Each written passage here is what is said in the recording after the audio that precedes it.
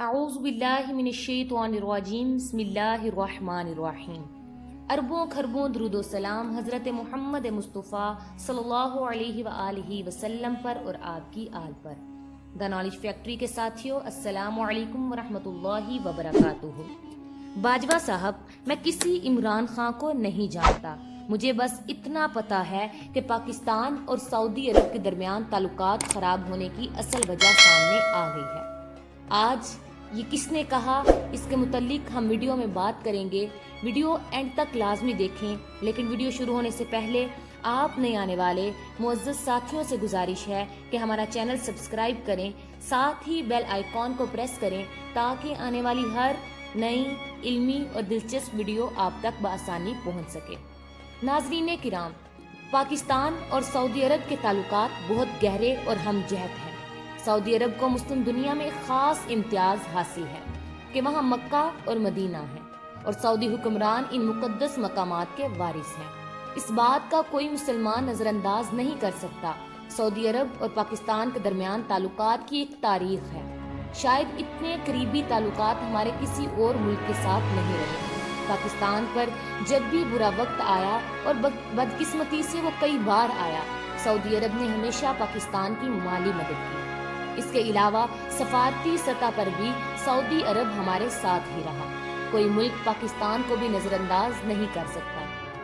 پاکستان ایک بڑا ملک ہے، ایٹمی طاقت ہے اور ہمارے پاس ایک مضبوط فوج ہے، لیکن ان سب حقیقتوں کے باوجود آج کل دونوں ملکوں کے درمیان تعلقات میں خاصا تناؤ پیدا ہو چکا ہے۔ اس صورتحال سے پاکستان کی عوام خاصی پریشان ہے۔ روزنامہ پاکستان میں ایک خالق سرگانہ نے پاکستان اور سعودی عرب کے عنوان سے مزید لکھا کہ پاکستان اور سعودی عرب کے درمیان تعلقات کی خرابی اچانک نہیں ہوئی، یہ عمل کچھ عرصے سے جاری تھا۔ اس کی کئی وجوہات ہیں۔ اس کی ایک بڑی وجہ تو سعودی عرب اور پاکستان میں قیادت کی تبدیلی ہے۔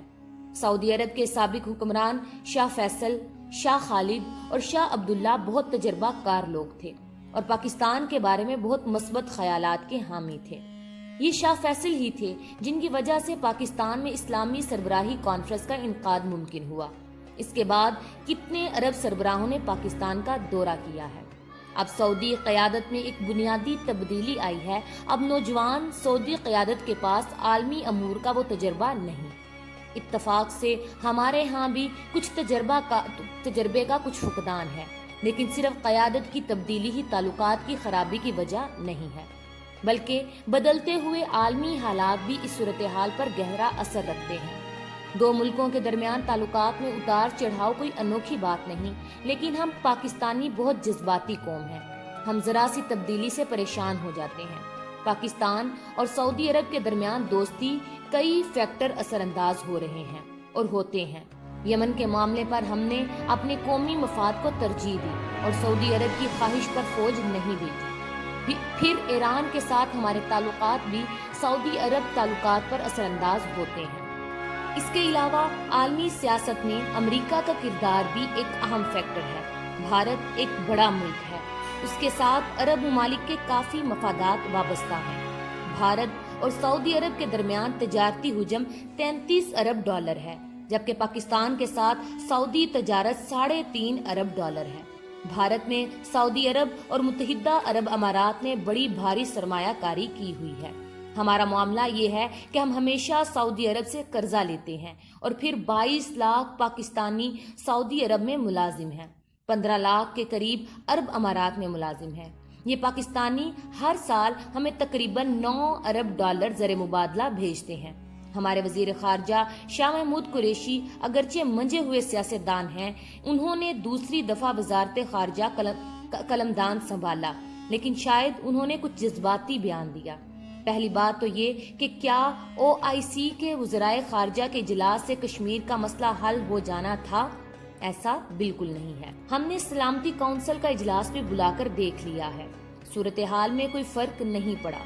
دوسرا یہ کہ اگر ایسا ضروری تھا تو سفارتی ذرائع سے بہت کچھ کیا جا سکتا تھا۔ پبلک میں دھمکی آمیز رویہ اختیار کرنا ضروری نہیں تھا۔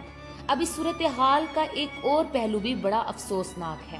وفاقی وزیر شیریں مزاری نے باقاعدہ طور پر وزارت خارجہ کو چارج شیٹ کر دیا ہے۔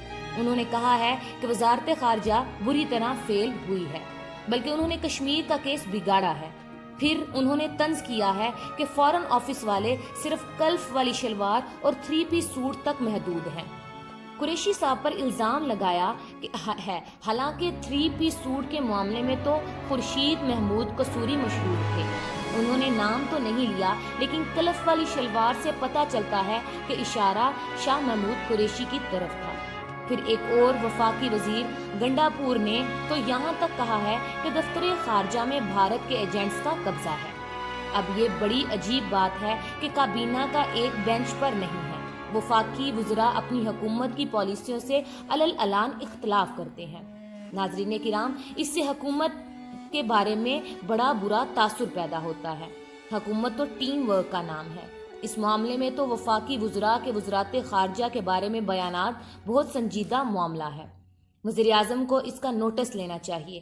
توقع کرنی چاہیے کہ دونوں ملکوں کے درمیان تلخی عارضی ہے اور جلد تعلقات بحال ہو جائیں گے، کیونکہ دونوں ملکوں کا مفاد اسی میں ہے۔ پاکستان میں سعودی سفیر نے صورتحال کو سنبھالنے کے لیے پہلے ہی کام شروع کر دیا ہے۔ Army chief general Qamar Javed Bajwa سعودی عرب پہنچ چکے ہیں۔ امید ہے کہ ان کے دورے سے غلط فہمیوں کو دور کرنے میں مدد ملے گی، لیکن سوال یہ ہے کہ وزیر خارجہ نے جو دھمکی دی ہے اور اس پر سعودی عرب نے جو رد عمل دیا ہے، اس کے نتیجے میں پیدا ہونے والی صورتحال سے کیا ہم پاکستانی کامیابی سے نمٹ سکیں گے؟ کیا ہم دوستوں کی مالی امداد سے بے نیاز ہو چکے ہیں اور اپنے پاؤں پر کھڑے ہو سکتے ہیں؟ کیا ہمیں سعودی عرب اور عرب امارات میں لاکھوں پاکستانیوں کے مستقبل کی کوئی پرواہ نہیں؟ اور سب سے بڑھ کر یہ کہ کیا ہم کسی نئے عالمی بلاک کا باقاعدہ حصہ بننے جا رہے ہیں؟ اگر ایسا ہے تو کیا لانگ ٹرم میں پاکستان کے مفاد میں ہوگا؟ ذرا سوچئے۔ آج کے لیے اتنا ہی۔ ویڈیو پسند آنے کی صورت میں لائک اور شیئر کریں۔ پھر ملیں گے ایک نئی علمی اور دلچسپ ویڈیو کے ساتھ۔ تب تک اپنا اور اپنے پیاروں کا ڈھیروں خیال رکھیں۔ السلام علیکم ورحمۃ اللہ وبرکاتہ۔